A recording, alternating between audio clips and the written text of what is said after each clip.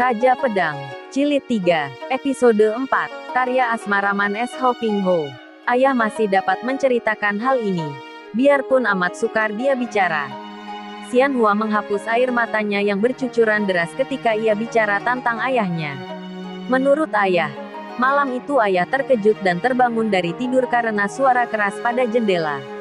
Begitu ayah melompat turun, dia roboh karena tusukan pedang yang mengarah leher, dan masih menyerempet ketika dielakkan oleh ayah. Kemudian ia terpukul pada dadanya. Keras sekali membuat ayah hampir pingsan. Sebelum pingsan ayah mendengar suara ketawa seorang wanita dari luar jendela. Kemudian terasa sakit pada pinggangnya karena tertusuk paku itu. Ayah masih mendengar kata-kata seorang laki-laki yang mengatakan bahwa ayah tak boleh sekali-sekali menghina seorang jagoan Kunlun. Malah ayah mendengar pula ejekan wanita itu yang menyatakan bahwa partai Pek Lian Pai tidak mau mengampuni orang-orang yang sombong. Hua Tinxiong makin terheran-heran. Bagaimana mungkin Kui Xin melakukan hal securang itu? Apalagi dia, wanita yang katanya anggota Pek Lian Pai yang tersohor sebagai perkumpulan orang-orang gagah, patriot-patriot bangsa. Malah dia sendiri sekarang mencari 3 orang adik seperguruannya untuk diajak berunding tentang memasuki partai itu dan membantu perjuangan. Apakah ayahmu melihat pula laki-laki dan wanita itu? Desaknya. Tidak. Toa Su Heng. Kamar ayah gelap sekali. Tidak ada penerangan. Hal ini pun menunjukkan bahwa 2 orang yang datang menyerang ayah itu berkepandaian tinggi. Dapat menyerang di tempat gelap secara tepat. Apakah ayahmu mengenal suara saudara Kui Xin? Tentu tidak, Su Heng. Jarang sekali ayah bertemu dengan dia. Ah, Toa Su Heng. Kenapa kau masih ragu-ragu? Tak bisa salah lagi anjing Kui Xin itulah yang membunuh ayah dibantu seorang siluman dari Pek Lian Pai. Toa Su Heng. Hanya para Su Heng lah yang kiranya dapat membantu Xiao Moi menuntut balas atas kematian ayah secara penasaran ini. Siapakah orangnya yang takkan ragu-ragu? Su Moi. 2 hal yang amat berlawanan dengan dugaan dan pendengaran. Jago muda Kunlun, dan seorang anggota Pek Lian Pai. Ah, kalau bukan kau yang tertimpa hal ini, agaknya sukar untuk percaya. Tiba-tiba mereka dikejutkan suara jeritan di luar rumah. Tidak, pergi. Itulah suara Kua Hong. Hua Tinxiong mencelat dari kursinya keluar pintu. Diikuti Xian Hua yang juga meloncat dengan amat lincahnya. Bagaikan terbang melayang keduanya meloncat keluar dan melihat sebuah Pek Lian Ting paku teratai putih seperti yang dipergunakan orang melukai ayah Xian Hua tertancap pada daun pintu depan. Dan Kua Hong sudah tidak tampak lagi. Hanya terdengar derap kaki kuda lari cepat menjauhi tempat itu. Cepat, Toa Su Heng. Kejar. Hua Tinxiong melompat ke atas kudanya dan Xian Hua berlari-lari menuju ke halaman belakang rumahnya untuk mengambil kudanya pula. Di lain saat kakak beradik seperguruan ini sudah melakukan pengejaran. Sebentar saja Hua Tinxiong tersusul oleh kuda tunggangan Xian Hua, seekor kuda tunggang yang amat baik dan pilihan.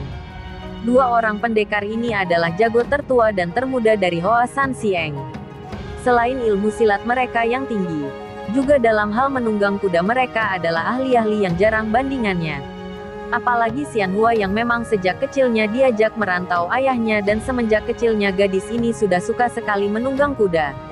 Setelah melalui kurang lebih 5 li, akhirnya suara derap kuda yang mereka kejar itu makin jelas terdengar. Tanda bahwa kuda itu tak jauh lagi terpisah. Su Moi, kau kejar terus. Aku hendak mendahuluinya memotong jalan. Biarpun masih amat muda, baru 20 tahun. Namun pengalaman Xian Hua di dunia Kang Ou sudah cukup luas. Maka sedikit kata-kata Toa Su Hengnya ini cukup ia ketahui. Maksudnya, ia tahu bahwa untuk menangkap seorang penculik anak-anak lebih aman dipergunakan siasat, yaitu disergap dari belakang. Kalau secara berterang, mungkin akan gagal karena si penculik dapat mempergunakan anak yang diculik untuk mengancam. Ia hanya mengangguk dan Hua Tinxiong lalu membedal kudanya. Mengambil jalan memutar hendak memotong jalan. Baiknya ia sudah mengenal betul jalan di daerah tempat tinggal Sumoinya ini. Maka tanpa ragu-ragu, dia tahu kemana arah jalan yang diambil oleh si penjahat di depan itu. Jalan itu menikung ke kanan dan agak memutar. Maka kalau dia memotongnya melalui kebun dan hutan kecil, dia akan dapat mendahului si penjahat. Tak lama kemudian Xian Hua sudah dapat melihat penculik itu. Kuda yang ditunggangi penculik itu bukan kuda baik. Nampak sudah lelah sekali. Apalagi ditunggangi dua orang seperti Kua Hong. Anak perempuan itu tampak lemas dan tidak bergerak atau bersuara lagi. Bangsat rendah. Hendak lari kemana kau? Xian Hua mencabut Siang Kiam, sepasang pedang tipis dan mempercepat larinya kuda. Penculik itu. Seorang laki-laki berusia kurang lebih 30 tahun bertubuh kecil bermata lebar ketika mendengar suara wanita lalu menoleh. Ia tercengang melihat bahwa yang mengejarnya hanya seorang gadis cantik yang masih amat muda. Lalu tiba-tiba ia menahan kudanya dan tertawa sambil mencabut goloknya.